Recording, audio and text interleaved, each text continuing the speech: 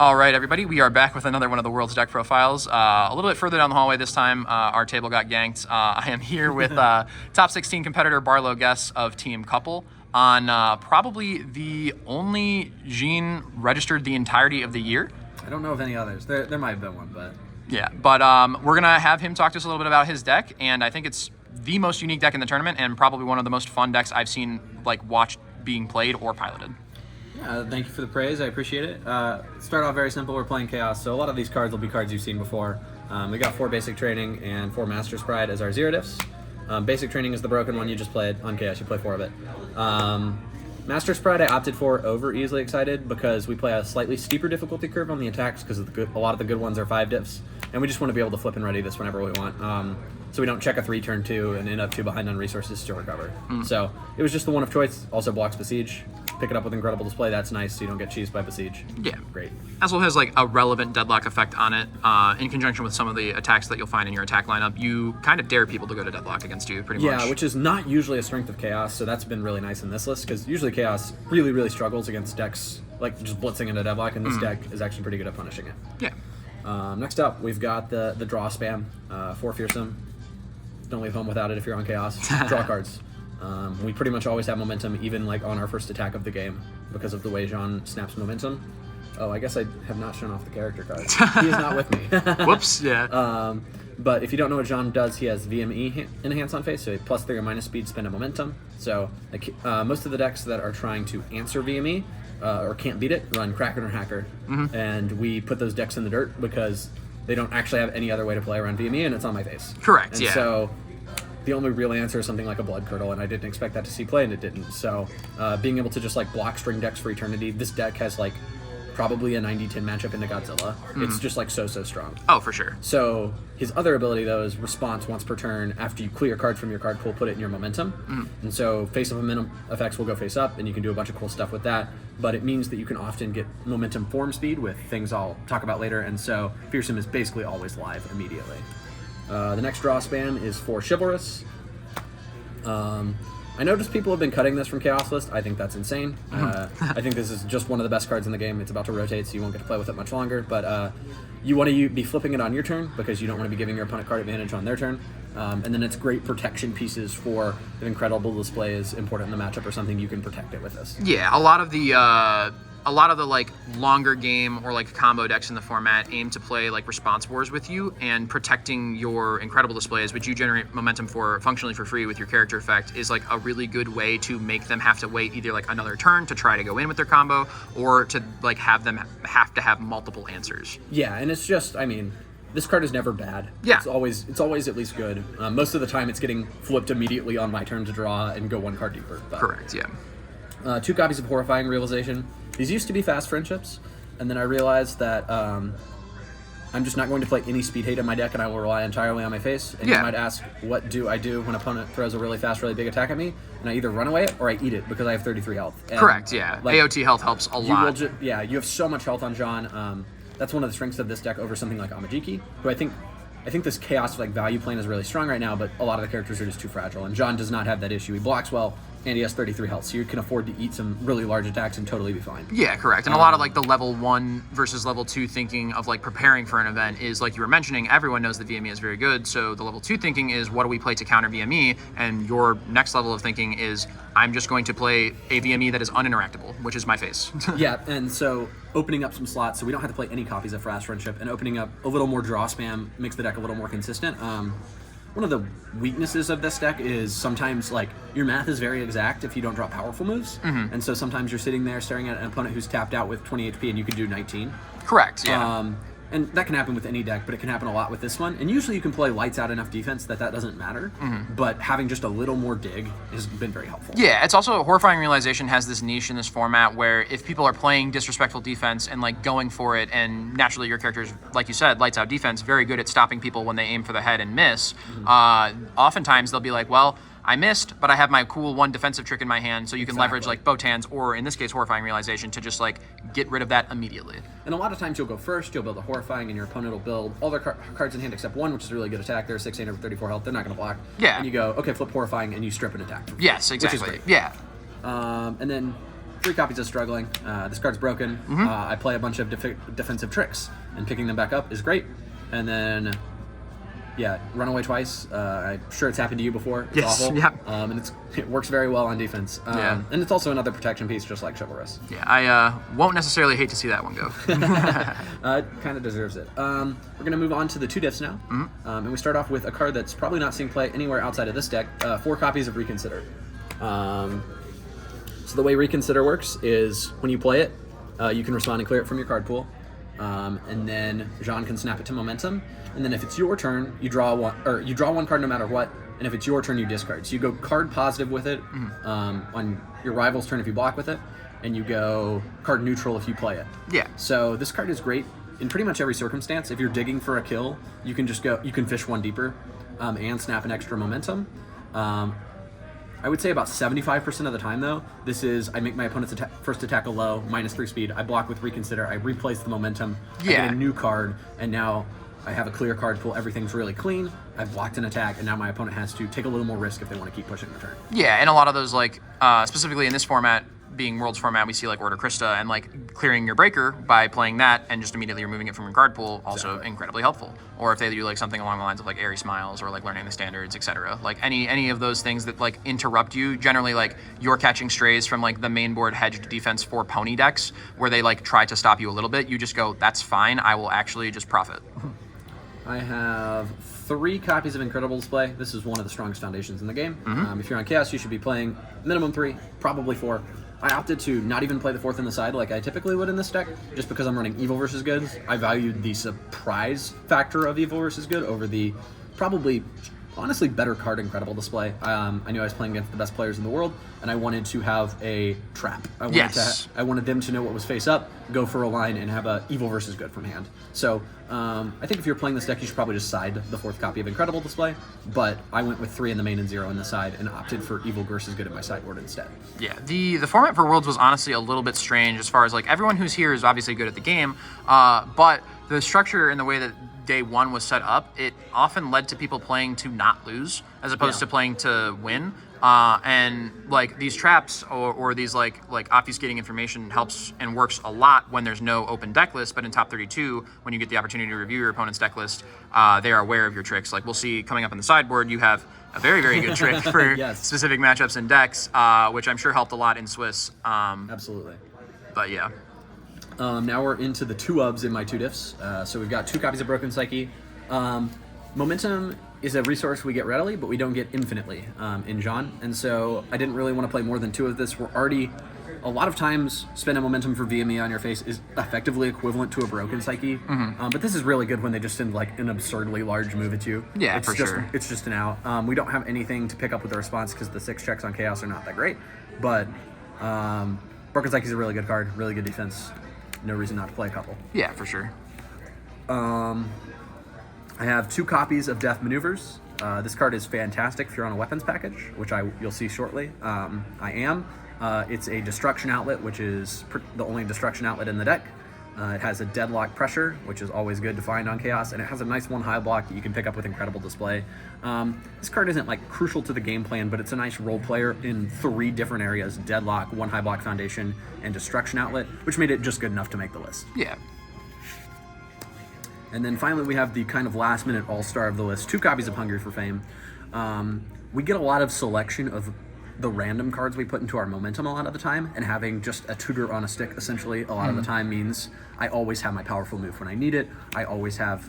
There were multiple games where I stuffed a runaway in my momentum that my opponent didn't know about, and I Hungry for Fame picked up the runaway and blew them out. Yes. So this card is really, really good. Obviously, it is a very steep cost. It's commit flip. I don't think you're allowed to play more than 2 ever. But it is super, super good in any sort of value-based matchup. Yeah. In aggro matchups, it's such a steep cost, you're probably just not playing it. But right. Otherwise, it is very good. I think when we were testing this deck prior to showing up here, we had considered for like a moment, or like I pitched to you, what about Dark Tournament Looms, which can functionally do something similar to that without having to commit for cost and like removes itself, etc. But I'm positive what like wound up being the decision maker on like any amount of copies of that versus just like having Hungry for Fame is the fact that you can build Hungry for Fame. You can, and it's yes. like So it is not a brick draw turn 1, and I'm already on 7 actions and didn't want to go more on my action. Correct, yeah. But yes, Dark Tournament Loons is kind of the same space of And then finally, my last 2-diff, 1 copy of 1,000,000 of the big 3. Talked to a couple teammate about this who said you should try it, and then I tried it, and this card is very, very good. So obviously the easiest way to kill someone in this deck is just to throw a huge powerful bomb at them and just knock all their HP out, but sometimes you can't do that. Maybe they're playing Barrier Shield, maybe they're playing Referee Juries, maybe they're just playing maybe they're playing a blank on board and you just don't draw your answers. Yeah, or like Runaway, or like any myriad of like chaos defense that you have to fight but like can't So always. this essentially turns you into kind of like Mario. You stack up some momentum and then every single attack gets +3/+2. Yeah. And that is really hard for decks to deal with. It turns me, I'm kind of a bomb deck, but this card transforms me into a string deck. Yeah. And so having this as an option is really cool. I also found this like in 80% of my games, which is insane. I built this like turn 1 7 times throughout. Yeah, I was about to say, if you would you play more than one of it despite it being unique? Absolutely not. Okay. This card is not necessary for the game plan. This card could be cut. It was easy to sideboard out when I needed to. But it is, having the option to turn into a string deck was really cool, and I don't regret putting it in my deck. Yeah, very nice flex spot. Then we've got on to the 3 diffs. We have 5 3 diffs. I was running 3 copies of Thunder Spear Demo. I don't have the third one with me right now. So this card is generally not that good. It's a 3/4/3 mid block, which is a really costly slot. But in our character, it has a very broken interaction where we form, commit it, and then we put our Deception Dagger, our Kraken, our Wolf, our first attack face up straight into our momentum, and then we're -1 progressive difficulty for the whole turn. And so you can just absolutely high roll people with this deck. You lead Deception Dagger, like you build this turn 1. That's the reason I'm playing 3. You build this turn 1, you play Deception Dagger, you form, you put Deception Dagger face up in momentum, you play a Rapid Speed Slash, now they're stunned forward, now you follow up with Walk the Dogs, and sometimes you can just kill the 7-handers on turn 2. Oh, yeah. This deck can race Pony pretty reliably. It doesn't need to play lights out defense forever, you just kill them. Yeah. And we can get over the -2 speed hump pretty easily because we have +3 speed on face. So Yeah, also they're trying to like race you on a resource that like you get more readily and like can use for other things versus like they need to spend their counters that they have to kill you with in order to change the zone back after you VME swap it. Like if they do have blocks, they have to fight you with their own counters to change the zone back, whereas you just have to use like 1 momentum. And a lot of times when I'm changing the zone on them, they have to make the choice: do I want to clear my card pool or do I want to not let this attack get trick blocked, right? Yeah. Like, so it's really hard for them. You can certainly lose to Pony high rolling you, but 33 health and a sideboard that's dedicated to not dying to Pony helps a lot. Yeah. And then the last 3 diff and the last of the foundations is 2 copy of Reflecting on Choices. This is kind of similar to a MHA 1 card you might remember, Wealthy Aspirations, but instead of flipping to get the extra momentum when you take momentum, this commits. And we'll talk about a cool interaction with this card later when I get to the card it interacts with. But generally, this card is very powerful when paired with Thunder Spear Demo in kind of what I would call like long neutral games against decks that are happy to sit there with you. Because you throw a poke, you form this, you snap a momentum, you snap another. And I can sit there and do that forever. I'm very happy to play a long game. I have a ton of deadlock threat. I have a ton of, and this lets me essentially never hit my opponent and generate 2 momentum a turn for free. Yeah. And that is really, really crazy and outvaluing an opponent when you can't really push too far into them without risking getting blown up. Yeah, and in a lot of those longer games, like people generally lament, like, oh, I only drew 1 attack in this hand. Like I like redrew when their shields were down, and I only had 1 attack. And like, granted, when you have the opportunity to push for the kill, that's not great. But in your character, you can mitigate that because it's just like 2 or 3 free resources, depending. And Thunder Spear Demo does not say attack. There are many, many times where I'll throw a 0 foundation I don't care about in my card pool, and I'll snap 2 free momentum. I'll build 3, and I'll be content to just sit there and stare at my opponent's say because they can't kill me. Yeah, for sure. Now we're on to the attacks. 4 of my favorite attack in the game to start us off. It's just 4 Rapid Speed Slash. This card is crazy.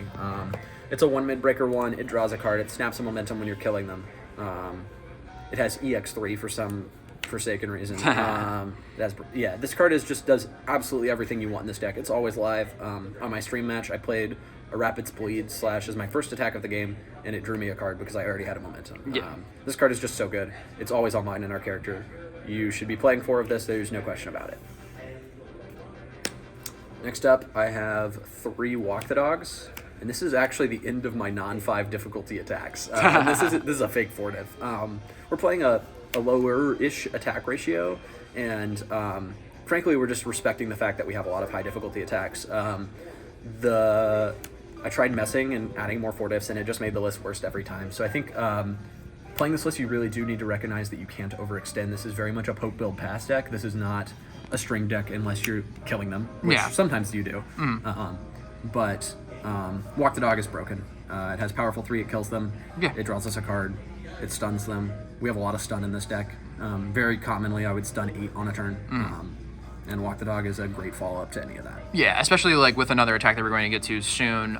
This deck has the most insane ability to wall break if you can get there. Like against those decks that people are like content to just like play multiple turns with you in a row. Once you have that much momentum, you just like stun them out entirely almost. Then you play, if that doesn't kill them, you just play a Walk the Dog that's like a 9 whatever zone you imagine it to be for X amount equal to 3 times your momentum. So like that will end any game for the most part. And it being a 6/6 base stats is often a really big deal with cards that say things like printed and all that. Being able to essentially, like if someone puts this back to printed, it's still super threatening. Yeah. Very commonly a play pattern is just like make this for 9 or 10 damage by spending 1 momentum, it refunds itself, and like you're just like you get a huge poke in early and like it does a ton of damage. Great for killing 5-handers. You don't have to overcommit. Just for sure. Chunk them. So now we're into the 5 diffs, and we'll start off with the one that synergizes with the 4 diffs to the best, Deception Dagger. This card is insane in this deck. I tried a lot of different attack packages for John when I was trying him out, and I pretty quickly realized that Deception Dagger needs to be a 4 of no matter what I played.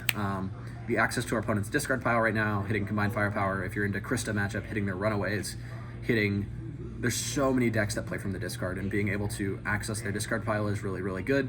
But that's not even the broken part of the card. The broken part of the card is it's super easy for this deck to snap this face up into momentum. And like, for example, you play it, you Thunder Spear demo, you add it to a new weapon, now you're stun 4, you pick it up with Hungry for Fame, and you do it all over again, and now you're stun 6, stun 8 with 1 Deception Dagger. Oh yeah. And that's not counting the Walk the Dogs, the attacks we'll get to later. There's just so much stun packed into one attack. I think Deception Dagger is generally below rate if you can't snap it face up. But if you can snap it face up, this is one of the best attacks in the game. It's just so crazy. And like lending to that incredibly smart like deck design all around, because you play the lower ratio of attacks, more often than not when you do a string like that where you go play it, snap it, play another attack, pick it back up, play it again, you're not too worried about playing on a 6 there, because more frequently you will be not checking like a 3 or that low. So like those are generally pretty safe, and also you profit so heavily off of poke just in general that like it's the perfect piece. This deck really only needs to string when it has basically guaranteed lethal, and every other time it's content to throw 1 or 2 attacks a turn, which is really where I like to be playing Universus. I love the poke build pass game plan. I mean, I loved it in Namajiki. I love it here. Like, that's just my favorite way to play the game is, like, momentum poke build pass. Yeah. And so this deck felt really at home. Yeah, profitable pokes are, like, one of the best feeling things in the game. Yeah.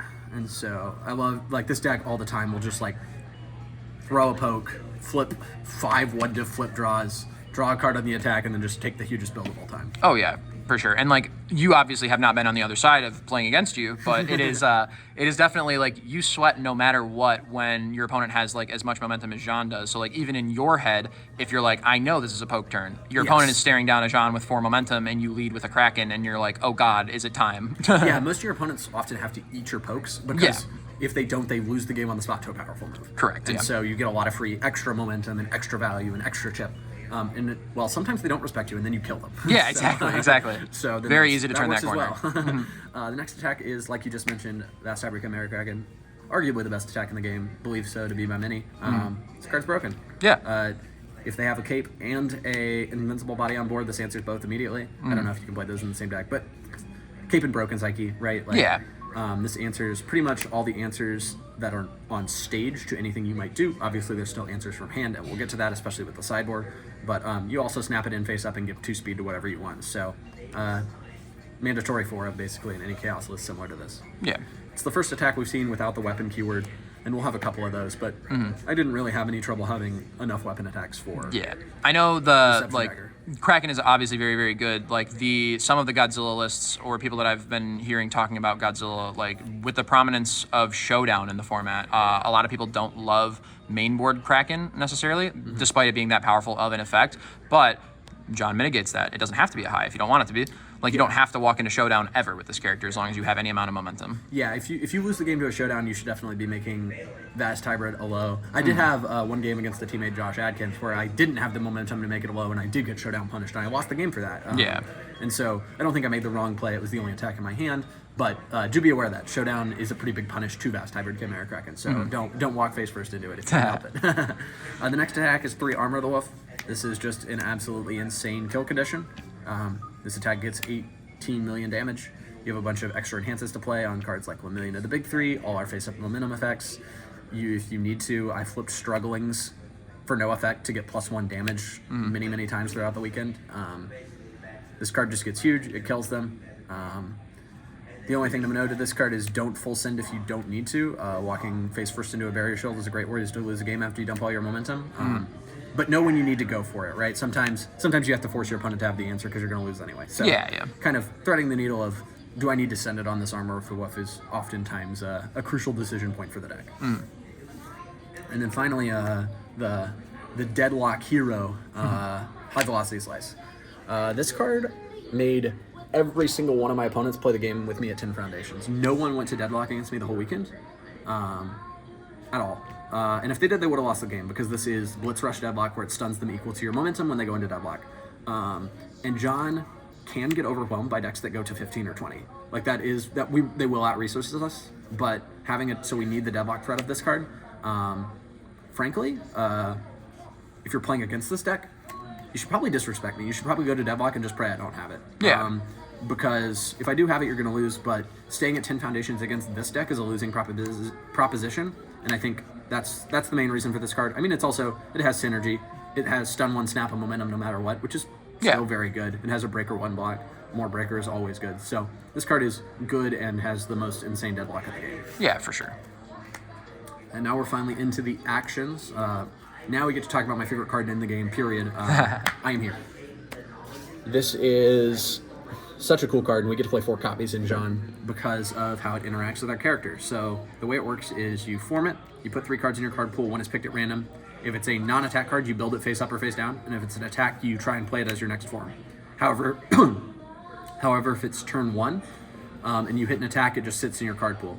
So we don't get paid off for that like Amajiki does, and so we're trying to always hit a foundation if it's turn 1. But if you're going second, you can form your I Am Here, and if you hit a foundation, you get to build it. But then the 3 cards in your card pool, including I Am Here, clear. So if you hit any face-up effect in those 3 cards, you can snap it immediately with John. And so you can go second, form I Am Here, hit a foundation, build it, snap a momentum. And so now you have +1 resource for your turn. You have a momentum for John to block with. And you're not going to have to tap John because you have that extra resource to build out with. This card just completely breaks symmetry going second, meaning like when we have it going second and we don't hit an attack. If we hit an attack, it's fine. It's essentially like we played a foundation that said destroy, get a momentum, which is acceptable. Yeah. But when you do hit a foundation, it's in such an insane high roll that it allows you to overcome the deficit of going second, which is pretty big in our game. It's much better to go first. Yeah. This card helps make up for it. It also has the hidden text of +4 damage whenever you want it, which is a big surprise. Wolf getting +4 damage out of nowhere, it kills a lot of people. It's similar to like circa MHA era Ready Get Set Go, kind of, in that it's like a very big action equalizer going second. Yes. And like it's not dependent on your opponent. If you're going first and it's turn 1, I only play this if my curve is 2-1-0 after.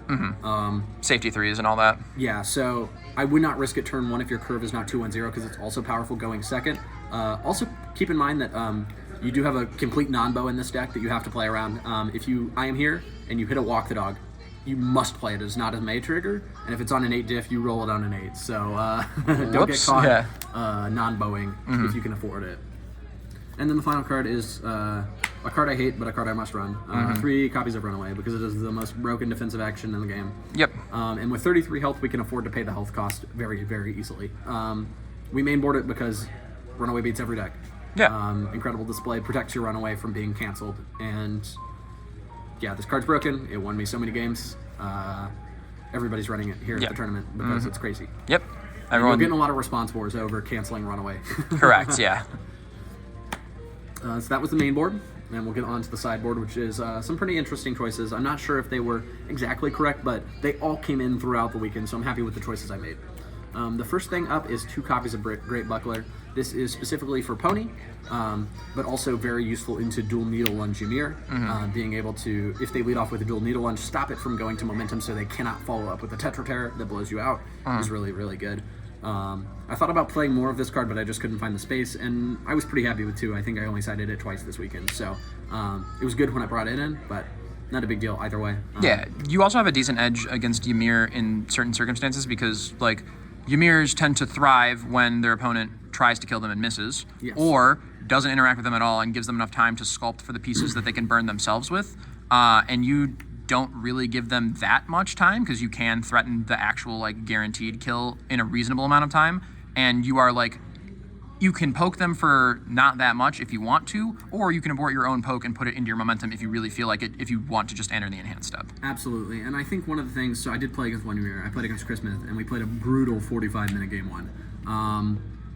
And it kind of, if he doesn't kill me immediately, I can kind of defend forever, and I'm kind of allowed to liberally build my stage to 20 foundations, because their deadlock threat is the knee strike, and they make it for like 30, and they can't block with high blocks. But I just make it a mid and then block it for free. Yeah. So I'm allowed to freely build in the deadlock, and he's not. It is very difficult for Ymir to kill Jean with only 10 foundations. With 20 foundations, Ymir murders me. But they go to deadlock and they get punished by high velocity slice. And so it's kind of this waiting game because he found 3 copies of recuperation time, and all my attacks are getting minus 15 damage. And so I had to wait until I had, I think, like stun 10 at once, and then we got there. Yeah. But yeah, you can kind of get in a cage match with Ymir if they find the recuperation times, but it's not too bad. There are those. Next up, we have 2 copies of Reluctant Retreat. This was the slot I waffled on the most and ended up locking Reluctant Retreat. Very happy with this choice. This says, remove, discard a card. Your rival cannot play or block with action cards this turn. Frankly, the thing I was most worried about with this deck is having a lot of trouble killing... yes. While it is good for this, I have a lot of response cancels. Yeah. I was very worried about enhanced speed actions. So I was worried about Referee Jury and I was worried about Barrier Shield. And while I didn't expect them to be super popular, I knew I would have a really tough time beating them if I, or at least like playing around them without taking a million turns to do so. And so this card just immediately shuts that off. It also works into Runaway and into all the other actions that are possible. But normally it's there for Barrier Shield or Referee Jury, and I played a couple Biakos where it was very, very good. This card also has niche side cases. It saved my life against a Ghidorah player for a turn because they responded fire powers to kill me, and I just stopped them from playing their fire powers. You can use this on defense to stop them from playing actions offensively. So there's some neat wiggle room on that card. Yeah. 2 copies of Universus good. I mentioned this earlier. This is just a response cancel from hand. I think it is a worse card than Incredible Display, but it's trickier. It allows your opponent to walk into a trap you've set. There's a lot of people running Runaway, blowing out. Your opponent's not going to run away if you have a face-up Incredible Display on board with a momentum. They will run away you when they don't know you have Universus good in hand, and then they will lose the game on the spot. So that's what the card is there for. Same role as Incredible Display, response canceling, but a bit trickier, even if it's a little bit of a lower rate. Yeah. Similarly, regardless of how like many they play, the combo Deku deck on the good symbol that's like pretty popular. they are the ones that kind of fight you on like quote unquote the stack. Like the response wars against them come up often, and usually they pack at least 1 answer, maybe 2 for like your runaway. Plus like an answer that you have. But if you have like momentum, which your character always does, plus a runaway and Universus good, they have to have like 3 answers because you can just Incredible Display stop one of their answers. When they stop that, you respond with Universus good, and then you say, well, are we going to the enhanced step? And they go, I guess we are. So yeah, the Deku combo deck is very interesting. So I've played against that deck a lot, against you playing it. That deck is very good at dealing exactly 32 a lot of the time. Yes, and this list has 33 HP, which has been a really big deal in that matchup. And we can fight them in the response roars. I generally expect them to have 2 cancels for my runaway, and so I need runaway plus 2 cancels for their cancels. Yes, yeah. And between 2 Universus good, 3 Incredible Display, and 3 copies of Runaway, because extra copies of Runaway are essentially a cancel, because you can just run away again. Generally, that has been enough against that deck. I mean, you can lose if they find more answers than you find answers, but you have enough pressure to kill them, too. So right, They don't have that much time to set up against you if you don't want. It's very dependent on the hands that people draw. Yeah. But having 33 HP and having the ability to fight them on the stack, as you said, usually gives this deck enough leverage to not feel like a bad matchup. Then we have 2 copies of Cheerful Uppercut. I hate Pony. That's why this card is here. Fair enough. I brought it in against Ymir as well when I was up a game with 10 minutes left, just because I was trying not to die. Yeah. But this is here for Pony and basically nothing else, because we don't use it well enough on offense to justify it in the other matchups. But I needed to solve my Pony matchup a little better because I was dying a little too much in the main board. I think my main board is 50-50 into Pony, and I wanted to be a little better than 50-50, so I put 2 of these in my side. Yeah.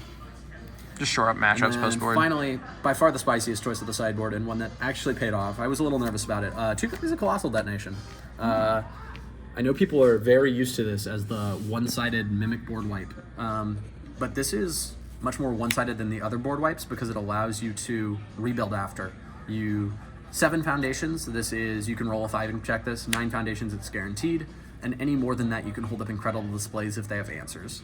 And so being able to roll this on a 12, check a 5, commit 7, hold up 2 incredible displays or whatever. I'm going to commit my character, and then I'm going to get a guaranteed build 3 after a wipe, maybe a build 4, and now you have 1 turn to find your Armor of the Wolf answer because I have 8 momentum. Yeah. And so this is the answer to the Life and Void control decks, which I was most concerned about. I think hard control, just like pure control, is definitely this deck's hardest matchup, because I'm kind of trying to prey on all the aggro decks I believed would show up, and did show up. And so I did eventually get knocked out by a Ghidorah, which was a matchup I was a little worried about and almost won it with this card. Didn't find my Kraken to shut down his 1 answer to it, and so I ended up losing. But this card would have won me the matchup because it sends those decks to 0 resources, and we go first on the build and keep all of our momentum as a permanent resource. And so I think any deck that can utilize a resource area other than Foundation, so assets, momentum, or even just life, if you're ahead on life points. Yeah. You essentially get a going first turn with Breaker 1. Correct, yeah. It's like a weird time walk. It's like... Yeah, and so people will cut their answers to this because Mimic is no longer in the format. There was some high value target running around for Godzilla, but that was about it. And so this card showed really big for me in Swiss. There was a spike giving 5/5 to his moves, and it was overwhelming me, and I blew up his whole board, and he was back to 0/0. And so... yeah, this card's really good into decks that are willing to push past your deadlock. Maybe they have great stun hate. Maybe you don't draw it. You don't always draw your deadlock cards, and maybe they just blast into it. And this card puts them back to square 0. Yeah. All right. Well, thank you so much for the insights. Do you have any shout outs? I just want to shout out, I don't want to start shouting out specific people too much because there were so many people who helped me for this event. I don't want to miss anybody. I will say the MGLA guys, the couple guys, the Gaming Giant guys at my new locals. There are so many people who helped me test, who I bugged on Discord, who sent me a message back, who just play the game with me, who are my friends. There have been so anyone who's talked to me about my decks or played with me or even just said hi to me. Thank you so much. I appreciate all you guys who make these events so fun to show up to. I always have a great time. So just a shout out to everybody who's a part of that. I really appreciate you all. Fantastic. Well, thank you so much for the video. Thank you.